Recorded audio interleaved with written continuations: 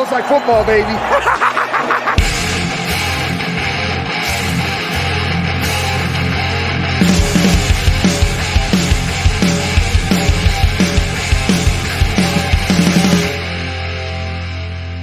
What's up, guys? Welcome into the Fantasy Football Smackdown. It is Tuesday, December 28th, which means week 16 is in the books, and we're on to the championship weekend.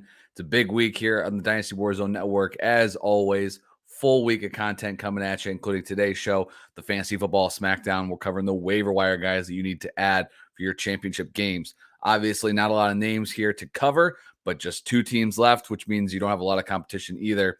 So one thing I will note before we get started on this, a lot of it is coming down to strategy with just 2 teams left. Maybe you have other league members playing for maybe third or other games in your league. But one thing I will note, the way these last few weeks have been going, some of the biggest claims or ads that you could make could be players that you don't even know are relevant due to all the COVID protocols and players being inactive all of a sudden or ruled out all of a sudden, is that you may want to take the approach of just waiting past beyond some of these names that are going to cover today to just see how the week plays out. But I would highly suggest any handcuffs, any high value players that you have on your roster, protect those with their backups would probably be your top priority. But with that, let's dive into the ads this week. I got 3 at each position. The top 3, regardless of position, though, as always, under 50% owned here. We're using Yahoo ownership percentages. Number 1 is Boston Scott, gets Washington football team this week, who's been a sieve on the defensive side of the ball for the last month or so. With Boston Scott being a top ad, Miles Sanders has already been ruled out with a broken hand. Jordan Howard is also dinged up as well.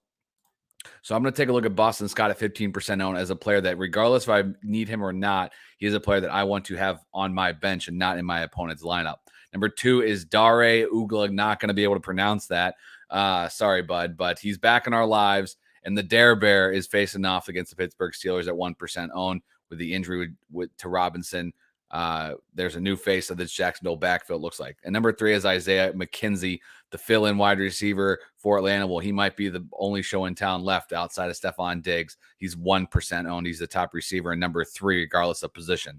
Quarterback streamers, if you're looking to stream at quarterback, I would take a look to see if Taysom Hill clears protocol.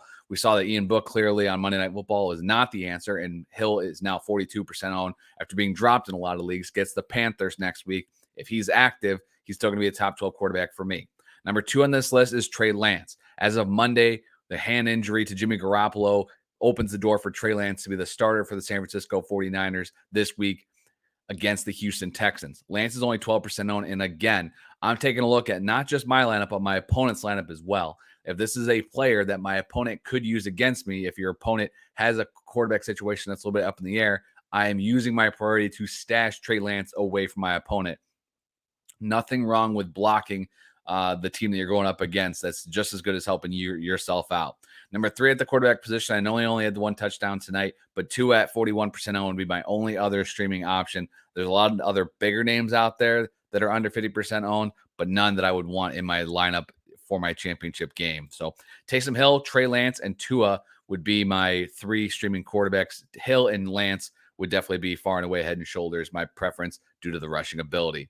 At the running back position, I mentioned a couple of these names already, but Boston Scott, 15% owned, mentioned the great matchup this week, and the door is now open that I figure him to be the starter for the Philadelphia Eagles in week 17. The Dare Bear, Dare Ugla Goblup. Yeah, I know. I'm sorry. Ain't going to happen. You guys knew this was coming, but he saw 17 carries in the game. So obviously no offense to this guy because he's going to be the lead back there. It's looking like for the Jacksonville Jags. They face off against the Steelers defense that cannot stop the run. Dare is available in 99% of leagues. Again, I would try to stash him away from my opponent if they need a running back. And Derek Gore is number 3 for me. Sounds like CEH is probably not going to suit up this week. Not a long-term injury, which is good, but not probably a factor in this Chiefs offense in week 17. So I take a look at Derek Gore, 2% owned, stashing him off the wire. Wide receivers, I mentioned Isaiah McKenzie. He had the 12 targets, 11 receptions last week, filling in for Cole Beasley in the slot. And Gabriel Davis is also out. They're going to be out this week as well due to COVID. So McKenzie at 1% owned going up against the Falcons. He's pretty much a must-add, especially in PPR leagues. Number 2 is Josh Palmer. Caught the touchdown in garbage time last week. Mike Williams was out in that one, and he's already been ruled out due to COVID protocols for week 17. Josh Palmer, 5% owned, is the number 2 option behind Keenan Allen when Williams is out. And number 3 is KJ Osborne, back on this list at 34% owned, gets the Green Bay Packers in prime time on Sunday Night Football. Osborne could become an option if Adam Thielen is out. Words from the coaching staff was that Thielen was, a little sore, maybe back. If you watch that game, it seemed like that while he tried to tough through it, Thielen did not stand much of a chance to return to that game. So KJ Osborne's number 3. So wide receivers, McKenzie, Palmer, and Osborne. Tight end streamers coming off a nice game, 60-plus yards and a touchdown. Gerald Everett will be back at home at 42% owned against the Lions. He'd be my top streaming tight end if you need somebody this week. Number 2 on this list is Cole Kmet. Been liking the targets as of late, but just hasn't found that end zone yet, but gets the Giants this week at 33% owned. Number 3 on this list is CJ Uzomah, similar to Kmet. Saw some targets last week going up against Kansas City Chiefs at 23% owned. He could take a shot on him as a streamer, but Everett would be far and away my top option to stream at tight end this week in your championship game.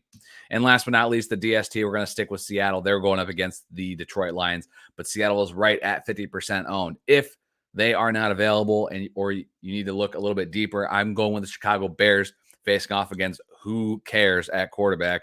Could be Fromm, could be Glennon. It doesn't matter. They've been turnover machines. The Chicago Bears, 16% owned in Yahoo leagues. Well, there you have it. Nowhere else to go. 3 players at each position outside of DSTs there for you to add ahead of your week 17 matchup. I'll be back later on in the week on Thursday with Start Sit, 7 p.m. Eastern time. There is no Thursday Night Football game this week and no Saturday game this week. So if you want to come hang out, bring your Start Sit questions, and we'll get all those answered live on the show. Of course, don't forget Wednesday with Jerry and Memphis on the Dynasty Warzone. And that just is a couple of the great shows you're going to see right here on the network in week 17. So with that, congratulations to all of you that made your championship games. And I will catch you on later in the week with some Start Sits. See ya.